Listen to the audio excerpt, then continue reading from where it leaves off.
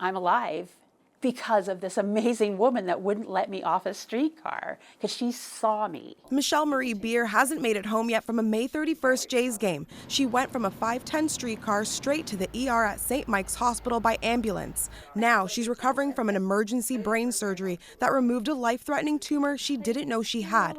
She may still not have known about it if she hadn't met this streetcar driver who she now calls her guardian angel. Had I gone home that night and fallen, I would have either slipped into a coma, lost my eyesight because it was attached to the nerve, or died.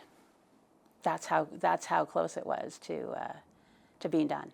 To this day, it's surreal. Like I didn't think it would turn into something this big. To know that it went so far as to saving a life, I'm humbled. Truly.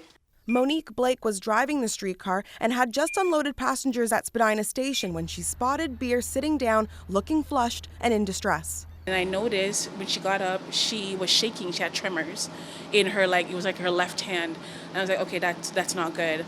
Beer protested, not wanting to hold up service. She thought she was having a post-concussion dizzy spell. In January, she fell and hit her head, exiting the same 510 streetcar. But when Blake saw her, she knew something more was wrong and wouldn't let her leave the station until she got medical attention first. My mom is actually a retired nurse, and she, I guess in her coming home after she worked at a senior's home, she'd make mention sometimes of people with brain injury, how they had tremors. And that was something that kind of triggered in my mind that maybe, something like that is happening.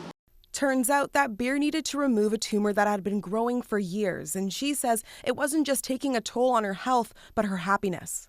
I spent the last 5 years thinking I wanted to die because I was in such a dark place because of the tumor, unbeknownst to me, eating my brain.